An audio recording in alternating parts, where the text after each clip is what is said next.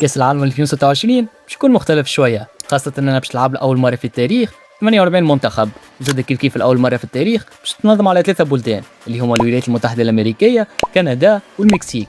في وسط هالعرس العالمي المنتخب التونسي باش يكون حاضر، والأكيد إنه برشا منكم يتسائلوا زعما شكون المنافسين نتاعنا، شو ما التيرانات ووقتاش نلعبوا وشنو هو حظوظنا وسوق قرطاج. هذاك علاش أنا اليوم باش نحكي لكم الحكاية هذه الكل. المنتخب التونسي باش يكون في المجموعة اف اللي فيها السويد، اليابان وهولندا، 3 مدارس مختلفة في كرة القدم، واكيد 3 مباريات باش تكون من اعلى المستوى. البداية باش تكون في المكسيك، تحديدا في مدينة مونتري، واحدة من اكبر المدن المكسيكية، معروفة بحبها الكبير لكرة القدم، وفيها ملعب طيارة على الاخر اللي هو ملعب BBVA. الملعب هذا يتسع لأكثر من 53 ألف متفرج، وتم افتتاحه سنة 2015. يعتبر من أجمل الملاعب في أمريكا الشمالية، وزيد يتميز منظر خرافي، خاصة أنه جبال دايرة بالملعب. وهنا بالضبط باش تبدا رحلة تونس. أول منافس لها باش يكون السويد، منتخب أوروبي عنده تاريخ كبير، وصل لنصف نهائي كأس العالم 2018، معروف بالقوة البدنية والانضباط التكتيكي. اليوم من أبرز النجوم المنتخب السويدي اللي هو ألكسندر إيزاك، مهاجم ليفربول وواحد من أخطر المهاجمين في أوروبا. السويد تعتمد على الكرات الثابتة، الصراعات البدنية والتنظيم الدفاعي، يعني تونس تلقى روحها قدام اختبار صعيب من أول جولة. أما في نفس الوقت الربح في المباراة هذيا باش يعطي دفعة معنوية كبيرة للمنتخب التونسي، ويخلي حلم التأهل أقرب. بعد المباراة الأولى المنتخب التونسي باش يلعب في نفس المدينة وفي نفس الملعب، لكن المرة هذه قدام منافس مختلف جملة اللي هي اليابان.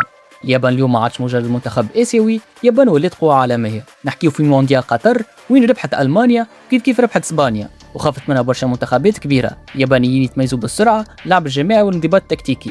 نجوم كيما كوبو وكاورو ميتوما نجموا يعملوا الفرق في أي لحظة.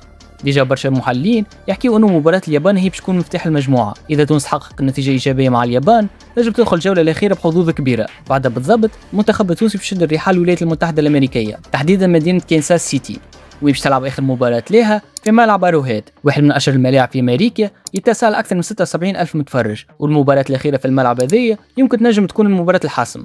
اما المنافس باش تكون هولندا، الطاحونة الهولندية، منتخب وصل لنصف نهائي كأس العالم 3 مرات. اليوم عندهم نجوم كبار كيما فان دايك، تشافي وغيرهم. هولندا فوق الورق تعتبر اقوى منتخب في المجموعة، اما في كأس العالم الاسماء وحدها ما تربحش، خاصة ان المنتخب التونسي سبق وحقق مفاجآت كبيرة. اما السؤال اللي يطرح نفسه زعما شنو حظوظ تونس في المجموعة؟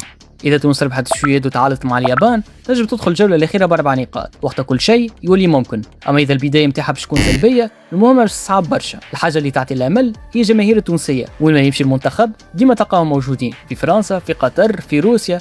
أكيد إنه في أمريكا وكندا والمكسيك باش نشوفوا الآلاف من التوانسة. حتى كان الفيزا صعيبة، حتى شيء ما صعيب على التوانسة. نحكيو على تاريخ المنتخب التونسي في كأس العالم منذ أول مشاركة ليه في 1978، وقت تونس كانت أول منتخب عربي وأفريقي يربح مباراة في كأس العالم، إلى مشاركة 1998 2002 2006 2018 حتى 2022. يبقى ديما الحلم كبير، حلم ما تحققش حتى اليوم، أما إن شاء الله السنة تتحقق.